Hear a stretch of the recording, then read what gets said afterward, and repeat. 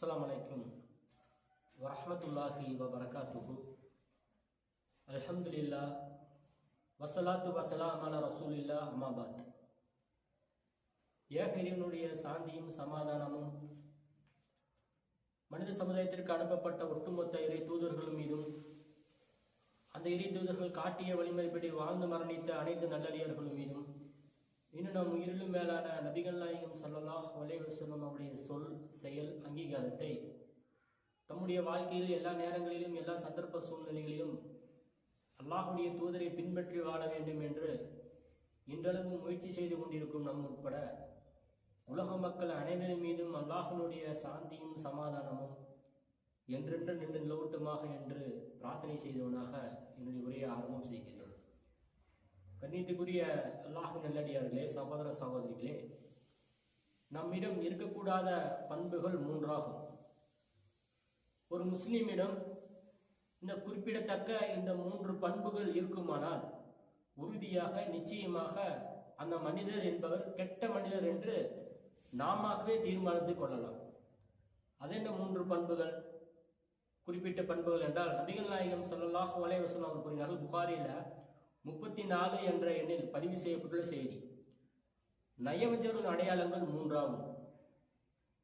அந்த மூன்று அடையாளம் குறித்து ரசூலா சொல்கின்றார்கள். பேசினால் பொய் பேசுவது, வாக்குறுதி அளித்தால் வாக்குறுதி மீறுவது, நம்பி ஒப்படைக்கப்பட்டால் மோசடி செய்வது என்று நபிகள் நாயகம் ஸல்லல்லாஹு அலைஹி வஸல்லம் அவர்கள் இந்த நயவஞ்சருடைய அடையாளங்கள் மூன்று பண்புகளை குறித்து இந்த மூன்று விஷயங்களை குறித்து பேசுகின்றார்கள். அப்போ ஒரு மனிதனிடம் இந்த மூன்று பண்புகள் இருக்குமானால் உறுதியாக நாமே சிந்தித்து பார்த்து கொள்ள வேண்டும். நாம் ஒவ்வொருவரும் கெட்ட மனிதர் என்று தீர்மானித்துக் கொள்ளலாம். அல்லது இந்த மூன்று பண்புகளில் ரசூலா சொன்ன அந்த மூன்று பண்புகளில் ஒரே ஒரு பண்பு இருந்தாலும் கூட நிச்சயமாக அந்த ஒரு பண்பு என்பது நம்மை நரகத்திற்கு அழைத்து செல்லும் என்பதை நாம் கவனத்தில் வைத்துக் கொள்ள வேண்டும். உதாரணமாக ரசூலுல்லாஹி ஸல்லல்லாஹு அலைஹி வஸல்லம் அவர்கள் இந்த மூன்று பண்புகளில் முதலாவதாக சொன்னது பொய் பேசுவது குறித்து ரசூலுல்லாஹி ஸல்லல்லாஹு அலைஹி வஸல்லம் அவர்கள் எச்சரிக்கை செய்கின்றார்கள். அப்ப பொய் என்ற ஒரே ஒரு பண்பு ஒருவிடம் இருக்குமானால் அது நரகத்திற்கு இழுத்து சென்று விடும் என்பதை நாம் கவனத்தில் வைத்துக் கொள்ள வேண்டும். அல்லாஹ் தன் திருமறை திருக்குர்ஆனில் 2வது அத்தியாயம் 10வது வசனத்தில் கூறுகின்றான், பொய் சொல்வதற்கு துன்புறுத்தக்கூடிய வேதனை உண்டு என்று அல்லாஹ் ரப்புல் ஆலமீன் தன் திருமறை திருக்குர்ஆனில் எச்சரிக்கை செய்கின்றான்.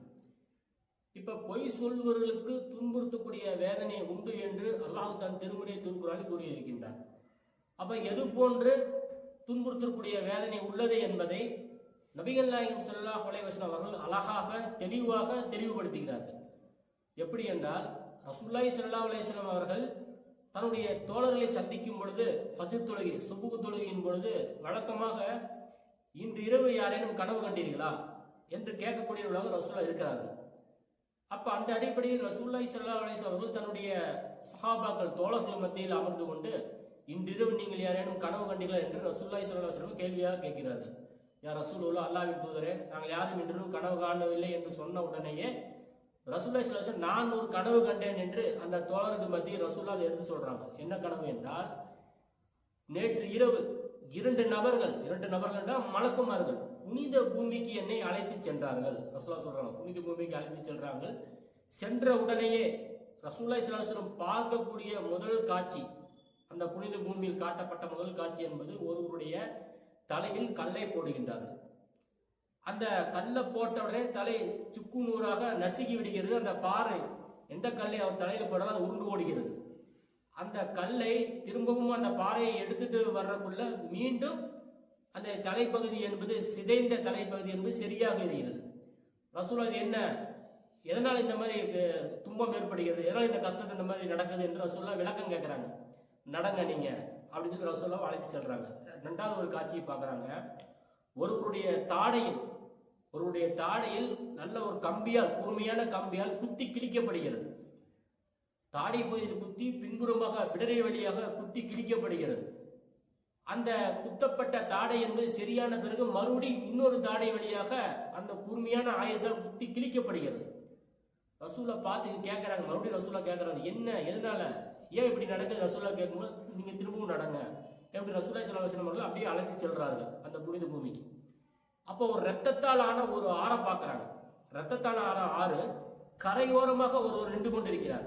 சிறிய கற்களோடும் கரையோரமாக நின்று கொண்டிருக்கிறார். அந்த ஆற்றிற்கு நடுவில் ஒருவர் தத்தளித்துக் கொண்டிருக்கிறார். எப்படியாவது கரை ஏறி விட வேண்டும் என்று கரையோரமாக வருகிறார்.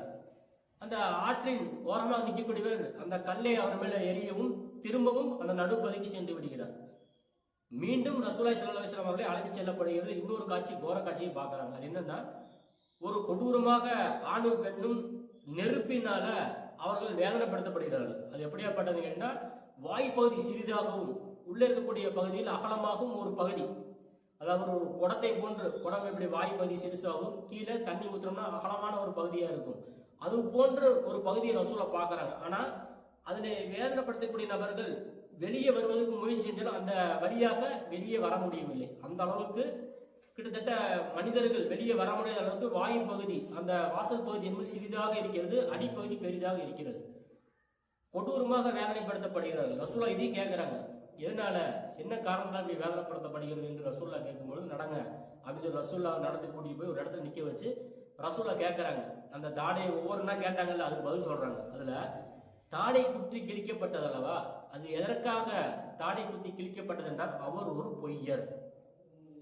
ரசூலுல்லாஹி ஸல்லல்லாஹு அலைஹி வஸல்லம் அவரிடம் அவர்கள் சொன்ன பதில், அவர் பொய்யர், பொய் சொன்னதன் காரணமாகத்தான் அவருடைய தாடை குத்தி கிழிக்கப்பட்டது என்று அந்த மலக்குமார்கள் நபிகள் நாயகம் ஸல்லல்லாஹு அலைஹி வஸல்லம் அவரிடம் பதில் சொன்னார்கள். சற்று சிந்தித்து பாருங்க. அதுவும் அந்த ஹதீஸை நம்ம படிக்கும் பொழுது எது வரைக்கும் அவருடைய தாடை குத்தி கிழிக்கப்படும் என்று அந்த செய்தியில போட்டிருக்கு, மறுமை நாள் வரைக்கும். சுப்ஹான் அல்லாஹ், மறுமை நாள் வரைக்கும் பொய் சொல்லக்கூடிய நபருடைய தாடை குத்தி கிழிக்கப்படும் என்று அந்த ஹதீஸில் இறுதியாக சொல்லப்பட்ட வாசகமாக இருக்குது. அப்ப மறுமை நாள் வரைக்கும் அவருடைய தாடை குத்தி கிழிக்கப்படும் என்று சொல்லப்பட்டது என்றால், அப்ப இந்த சம்பவம் எப்ப நடக்குது என்றால் நம்மளுடைய மரணத்திற்கு பின்பு நடக்கக்கூடிய சம்பவமாக இருக்குது.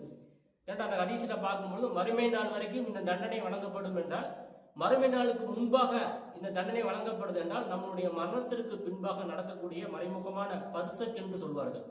மறைமுகமான வாழ்க்கை, மரணத்திற்கு பின் நடக்கக்கூடிய வாழ்க்கையில் தான் இது போன்று ஒரு தண்டனை வழங்கப்படுகிறது என்று நபிகள் நாயகம் ஸல்லல்லாஹு அலைஹி வஸல்லம் அவர்களுக்கு அந்த மலக்குமார்கள் எடுத்து சொல்றாங்க. தன்னுடைய தோழர்களுக்கு அல்லாஹ்வுடைய தூதர் விளக்கமாக எடுத்து சொல்லி கொண்டிருக்கிறார்கள்.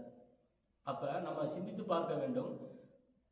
அதாவது மட்டுமல்லாமல் திடீர்னு நமக்கு ஒரு யோசனை கூட வரும், பொய் சொல்வதற்கு தாடை குத்தி கிழிக்கப்படுமா, அதுவும் மறுமை நாள் வரை குத்தி கிழிக்கப்படுமா, ஒரு சாதாரண தானே, ஒரு சின்ன பொய் தானே என்பதை போன்று நமக்கு சிந்திக்க தோன்றும். ஆனால் நாம் பல விஷயங்களே பெரும் பாவங்கள் என்று பல விஷயங்களை நம்ம அறிந்து வைத்திருப்போம். ரசூலுல்லாஹி ஸல்லல்லாஹு அலைஹி வஸல்லம் இந்த பொய்யை குறித்து வேறொரு ஹதீஸை நம்ம பார்க்கும் பொழுது, தன்னுடைய தோழர்கள் மத்தியில் அமர்ந்திருக்கும் பொழுது ரசூலுல்லாஹ் கேட்கிறாங்க, பெரும் பாவங்களிலே பெரும் பாவமான செய்தியை நான் உங்களுக்கு அறிவிக்கட்டுமா, நான் உங்களுக்கு சொல்லட்டுமா ரசூலுல்லாஹ் 3 முறை கேட்கிறாங்க.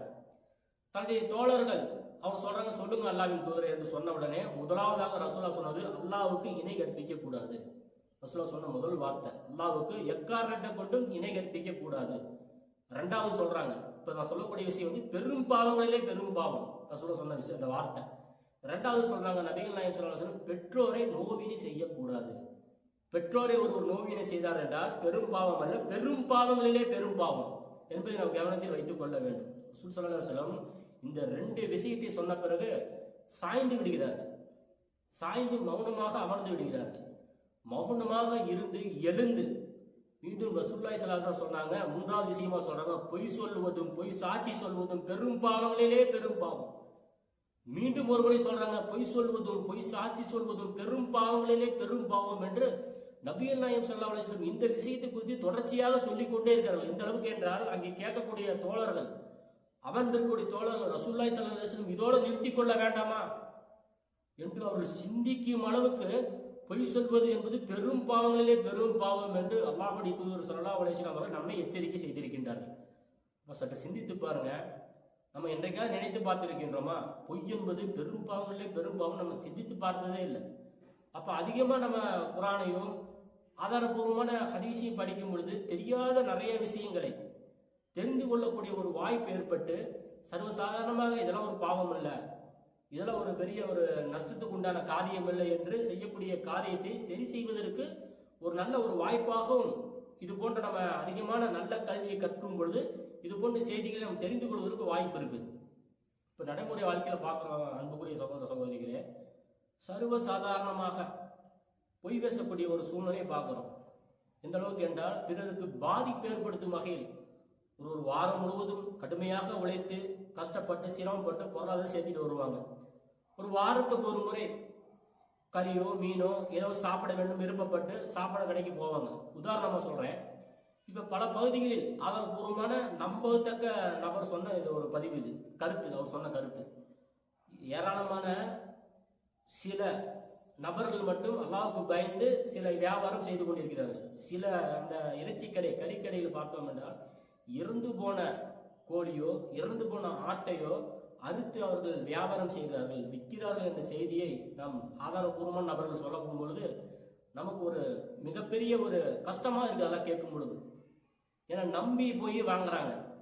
ஒரு குடும்பத்திற்கு தன்னுடைய குழந்தைகளுக்கு நம்பி போய் வாங்கும் பொழுது பொய் சொல்லி வியாபாரம் செய்யக்கூடிய ஒரு சூழ்நிலையை பார்க்கிறோம். அதோடு மட்டுமல்ல, சாதாரண கோழி முட்டை முதற்கொண்டு ஒரு சாதாரண முட்டையை அதை டிகாசன் ஏதாவது ஏற்பாடு செய்து அதை நினைத்து அது ஒரு கலரை மாற்றி சாதாரண முட்டையை கூட நாட்டுக்கோழி என்று விற்று மக்களை ஏமாற்றக்கூடிய ஒரு சூழ்நிலை கண் கூட பார்த்துட்டு இருக்கிறோம்.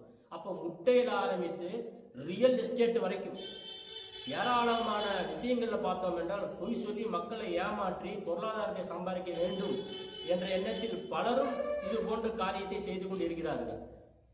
ஆனால் இப்படி செய்யக்கூடிய நபர்கள் ஒரு விஷயத்தை நினைவில் வைத்துக் கொள்ள வேண்டும், நாம் செய்வது சாதாரண விஷயம் அல்ல, பெரும் பாவங்களிலே பெரும் பாவத்தை நாம் செய்து கொண்டிருக்கிறோம் என்பதை அவர்கள் கவனத்தில் வைத்துக் கொள்ள வேண்டும். அதோடு மட்டுமில்லாமல் இன்னொரு விஷயத்தையும் நபிகள் நாயகம் ஸல்லல்லாஹு அலைஹி வஸல்லம் அவர்கள் தெளிவாக சொன்னார்கள். அப்ப பொய் என்பது பெரும் பாவங்களிலே பெரும் பாவம் என்பதை அறிந்து கொண்டோம். கூடுதலாக ரசூலுல்லாஹி ஸல்லல்லாஹு அலைஹி வஸல்லம் இது போன்று பொய் சொல்லி வியாபாரம் செய்யக்கூடாது பாத்தீங்களா, அவங்கள பத்தி ரசூலுல்லாஹி ஸல்லல்லாஹு அலைஹி வஸல்லம் எச்சரிக்கை செய்யறாங்க. என்ன எச்சரிக்கை செய்யறாங்கன்னா, ரசூலுல்லாஹி ஸல்லல்லாஹு அலைஹி வஸல்லம் வருகிறார்கள். வரும்பொழுது சந்தைக்கு வரும்பொழுது தானியங்கள் விற்கப்படுகிறது. ரசூலுல்லாஹ் அந்த தானியத்தை பார்த்த உடனே தானியத்துக்குள்ள கை விடுறாங்க. உள்ள கை விட்ட உடனே மேல் பகுதி காய்ந்ததாகவும் அடிப்பகுதி ஈரமாகவும் இருக்கு. அல்லாஹ்வுடைய தூதர் அவர்கிட்ட கேட்கறாரு, என்ன காரணத்தினால மேல் பகுதி காய்ந்ததும் அடிப்பகுதி ஈரமாக இருக்குது, மழை பெஞ்சிருச்சுன்னு அவர் ஒரு காரணத்தை சொல்றாரு. அல்லாஹ்வுடைய தூதர் சொல்றாங்க, இது வெளிப்புறமாக மக்களுக்கு தெரியும் வகையில் வைக்கக்கூடாதா? மக்களுக்கு தெரியும் வகையில் இதை ஏன் மறைத்து வைக்க வேண்டும், வெளிப்படையாக வைக்கக்கூடாது என்று சொல்லி அடுத்ததாக ஒரு வார்த்தையை ரசூலா பயன்படுத்துறாங்க. அதாவது, பிறரை ஏமாற்றுவர்கள் என்னை சார்ந்தவர் அல்ல என்று ரசூலுல்லாஹி ஸல்லல்லாஹு அலைஹி வஸல்லம் அவர்கள் எச்சரிக்கை செய்தார்கள். அப்ப பொய் சொல்லி பிறரை ஏமாற்றுவது பெரும் பாவம் என்பதை அறிந்து கொண்டோம். பிறரை ஏமாற்றுவர்கள் என்னை சார்ந்தவர் அல்ல என்றால் என்ன அர்த்தம்? முஸ்லிமே இல்லை என்ற ஒரு அர்த்தத்தில் அடங்கி வருது. என்னை சார்ந்தவர் அல்லன்னா நம்ம ரசூலை சார்ந்துதான் இருக்கிறோம், நபிகள் நாயகம் ஸல்லல்லாஹு அலைஹி வஸல்லம் அவர்தான் பின்பற்றி வாழ்கிறோம். அப்ப பெயரளவில் ஒரு முஸ்லீமாக இருக்கிறோமே தவிர நடைமுறையில் செயலில் தெரிந்து கொண்டே விஷயத்தை அறிந்து கொண்டே பிறரை ஏமாத்து குறித்து நான் சொல்லிக் கொண்டிருக்கின்றேன். சிலருக்கு சில பொருளை பத்தி தெரியாது, அதனுடைய குவாலிட்டி தெரியாது, தெரியாம ஒரு விஷயத்தை சொல்வது என்பது தனி, ஒரு சந்தர்ப்ப சூழ்நிலை என்பது தனி. தெரிந்து கொண்டே அறிந்து கொண்டே இந்த இறைச்சி இந்த ஆடு இந்த மாடு செத்ததுதான் இப்படி அறிந்து கொண்டு தெரிந்து கொண்டு எல்லா விஷயமா இருந்தாலும் சரி தெரிந்து கொண்டே பிறரை ஏமாற்றோம்னா பெரும்பாவங்களை செய்கிறோம். அதே போன்று என்னை சார்ந்தவன் அல்ல என்று ரசூலுல்லாஹி ஸல்லல்லாஹு அலைஹி வஸல்லம் அவர்கள் எச்சரிக்கை செய்திருக்கிறார். இப்ப நமக்கு ஒரு சந்தேகங்கள் வந்து விஷயத்துல, அப்ப பொய்யே பேசக்கூடாதா? ஒரு மனிதர் பொய் பேசாமல் இந்த உலகத்தில் வாழ முடியுமா என்ற ஒரு சந்தேகம் ஏற்படும். ஆனால் நபிகள் நாயகம் ஸல்லல்லாஹு அலைஹி வஸல்லம் அவர்கள் 3 விஷயங்கள் குறித்து நாம் பொய் சொல்லிக் கொள்ளலாம் என்று இஸ்லாமிய மார்க்கம் வந்து நமக்கு அனுமதி தந்துள்ளது. 4வது ஒரு விஷயம் இருக்குது, அது குர்ஆனில் சொல்லப்பட்டது, நம்ம பின்னாடி நம்ம தெரிந்து கொள்வோம். எது அந்த 3 விஷயங்கள்? ரசூலுல்லாஹி ஸல்லல்லாஹு அலைஹி வஸல்லம் அவர்கள் அனுமதி தந்த அந்த 3 விஷயங்கள் என்றால், போர்க்களத்தின் போது நாம் பொய் சொல்லிக் கொள்ளலாம், 1. இரண்டாவதாக 2 நபர்களுக்கு மத்தியில் சமாதானத்தை ஏற்படுத்திக் கொள்வதற்காக நாம் பொய் சொல்லிக் கொள்ளலாம். 3வதாக நபிகள் நாயகம் ஸல்லல்லாஹு அலைஹி வஸல்லம் அவர்கள் கணவனும் மனைவியும் தனக்கு இடையில் பொய் சொல்லிக் கொள்ளலாம் என்று ரசூலுல்லாஹி ஸல்லல்லாஹு அலைஹி வஸல்லம் 3 விஷயங்கள் குறித்து அனுமதி கொடுத்துள்ளார்கள். இப்ப உதாரணமாக அந்த முதல் விஷயம் என்ன? போர்க்களத்தின் போது பொய் சொல்லிக் கொள்ளலாம். இப்ப ஒரு நாட்டை தாக்க வர்றாங்க. இப்ப அரசாங்கத்துடைய கடமை என்ன? தன்னையும் தன் நாட்டு மக்களையும் நாட்டு மக்களுடைய பொருளாதாரத்தையும் காக்க வேண்டிய பாதுகாக்க வேண்டிய ஒரு சந்தர்ப்ப சூழ்நிலையில் அந்த அரசாங்கம் இருக்குது. அப்ப என்ன பொய் சொல்லலாம்? இல்லாத ஆயுதங்கள் இருக்குன்னு சொல்லலாம். நீங்க மீது தாக்குதல் நடத்தினீர்கள் என்றால், எங்கிட்ட வந்து இந்த ஆயுதம் உள்ளது, எங்கிட்ட அந்த ஆயுதம் உள்ளது, எங்கிட்ட அந்த படை உள்ளது, இந்த படையை இல்லாட்டி கூட தன்னை தற்காத்துக் கொள்வதற்காக, இதனால் எந்த ஒரு எதிரி பாதிப்படையவும் இல்லை, நன்மை அடையிறாங்க அந்த நாட்டு மக்கள். ஏன்னா நாட்டு மக்களை பாதுகாக்கக்கூடிய ஒரு சூழ்நிலை, ஒரு பொறுப்புல அந்த அரசாங்கம் இருக்குதுன்னு காரணமாக இது போன்ற காரணத்திற்காக நாம் பொய் சொல்லிக் கொள்ளலாம். இரண்டாவதாக இணக்கத்தை ஏற்படுத்துவதற்காக, ஒரு சகோதரன் சகோதரி இருக்கிறாங்க, இல்ல அண்டை வீட்டுக்காரர் 2 பேர் இருக்கிறாங்க, சிறிய மன கஷ்டம், சிறிய பஞ்சாயத்து, ஒரு அண்ணன் தம்பி இருக்கிறாங்க. அப்ப நம்ம அணுகும் பொழுது தனித்தனியாக நம்ம கூப்பிட்டு விசாரிக்கிற சமாதானம் ஏற்படுத்துறதுக்காக சில குறைகளை அவர் சொன்னா கூட அந்த குறைகளை மறைத்து, உங்களுடைய சகோதரன் அப்படிலாம் இல்லை, உங்களுடைய தம்பி அப்படிலாம் இல்லை, உங்களை பத்தி நல்லதா பேசுறாரு, நான் தான் கோவத்தில் இப்படி பண்ணிட்டேன்னு சொல்லிட்டு அண்ணன்ட்டையும், அதே மாதிரி தம்பிகிட்ட அவரெல்லாம் அப்படிலாம் இல்லை, உங்க சகோதரர் உங்க மீது ரொம்ப அன்பு வச்சிருக்காரு, உங்க மீது மிக மரியாதை வச்சிருக்கிறாரு, சின்ன சின்ன குறையை சொன்னாலும் கூட அந்த குறையை மறைத்து இல்லாததை கூடுதலாக உங்க மீது பாசம் வச்சிருக்காரு, அன்பு வச்சிருக்கிறாரு என்பதை நாம் சொன்னோம் என்றால் அந்த குடும்பம் இணைவதற்கு ஒரு வாய்ப்பாக இருக்கும். அப்ப இது போன்ற ஒரு குடும்பத்தை இணைப்பதற்கு ஒரு சகோதர மத்தியில் ஒரு இணக்கத்தை ஏற்படுத்திருக்காங்க, தாராளமாக பொய் சொல்லிக் கொள்ளலாம். இதனால் எந்த ஒரு பாதிப்பும் யாரும் அடைய போவதில்லை, அந்த குடும்பம் ஒன்று சேரத்தான் போகிறது. மூன்றாவதாக கணவன் மனைவிக்கு இடையில் பொய் சொல்லிக் கொள்ளலாம் என்பதை ரசூலா சொல்லியிருக்கிறாங்க. அப்ப கணவன் மனைவிக்கு இடையில் பொய் சொல்லிக் கொள்ளலாம் என்றால் இது எப்படி புரிந்து கொள்ளக்கூடாது? கணவன் மனைவியிடமோ அல்லது மனைவி கணவனிடமோ என்ன வேணா சொல்லிக்கலாம், எப்படி வேணா பொய் பேசிக்கலாம் என்பதை போல் புரிந்து கொள்ளக்கூடாது. உதாரணமாக கணவன் போய் மனைவிட்ட கேட்கறாரு, உன்னுடைய பொருளாதாரத்தை கொடு, உன்னுடைய நகையை கொடு, ஏங்க கேட்குறீங்க? இல்லை என் நண்பன் ஆக்சிடென்ட் ஆயிடுச்சு, என் நண்பனுக்கு பொருளாதார செலவு செய்யணும்னு சொல்லி இது போன்று மோசடி செய்யக்கூடிய பொய்யை கணவனோ மனைவியோ இது போன்ற காரியத்தை செய்யக்கூடாது. வேற எது போன்ற காரியத்தை செய்யலாம்? எது போன்ற காரியத்தை பொய் சொல்லிக் கொள்ளலாம்?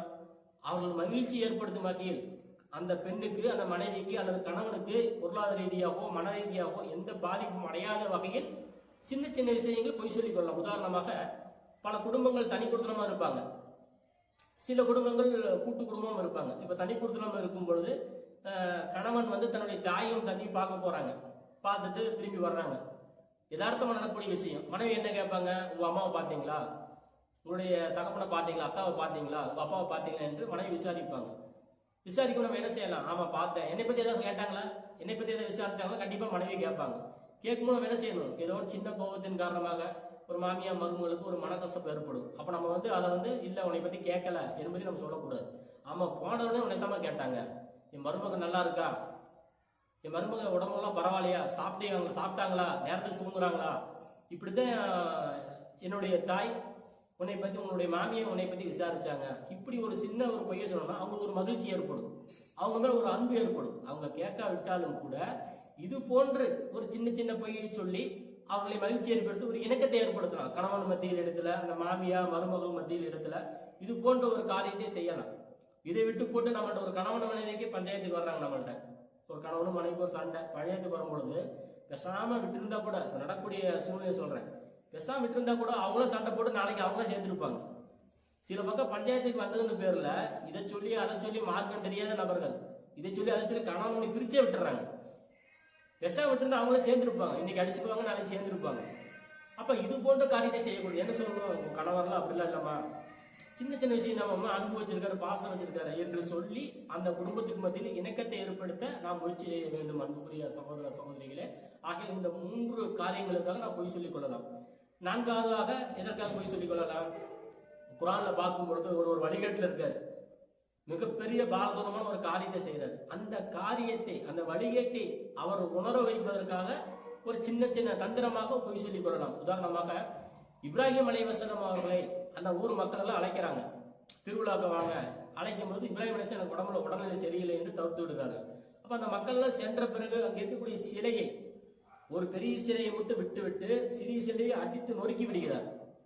அடித்து நொறுக்கி விட்டு அந்த பெரிய சிலை மீது கோடாரியோ அந்த ஆயுதத்தை வச்சுட்டு வந்துடுறாங்க.